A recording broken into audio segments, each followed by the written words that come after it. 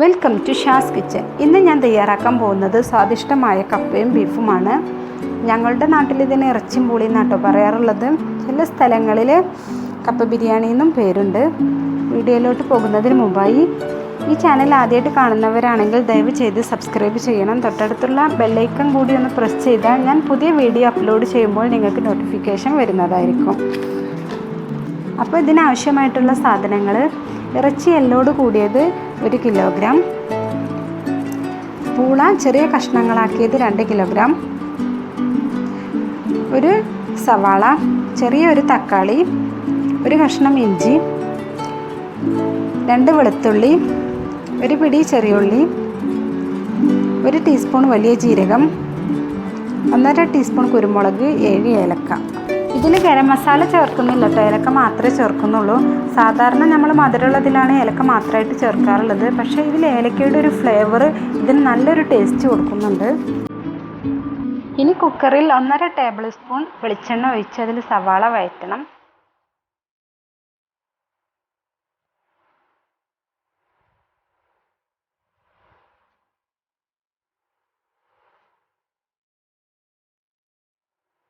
ഇത്രയും മതി. ഇനി ഇതിലേക്ക് വലിയ ജീരകം, കുരുമുളക്, ഇഞ്ചി, വെളുത്തുള്ളി, ചെറിയുള്ളി എന്നിവ ചതച്ചതും കറിവേപ്പിലയും ചേർത്ത് കൊടുക്കാം.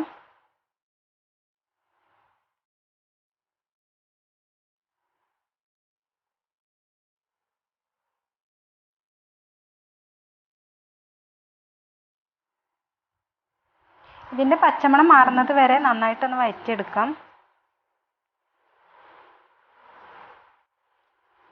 പച്ചമുളക് ഇതിലേക്ക് ചേർക്കുന്നില്ല കേട്ടോ. നിങ്ങൾക്ക് എരിവ് ഇഷ്ടമാണെങ്കിൽ 2-3 പച്ചമുളക് കീറിയതും കൂടി ഇതിലേക്ക് ചേർത്ത് കൊടുക്കാം.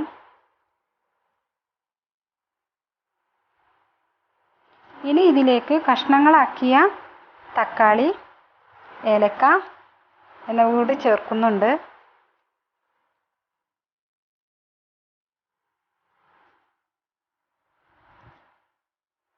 തക്കാളി ചെറുതായിട്ടൊന്ന് വാടി വരുന്നത് വരെ ഒന്ന് വഴറ്റിയെടുക്കാം.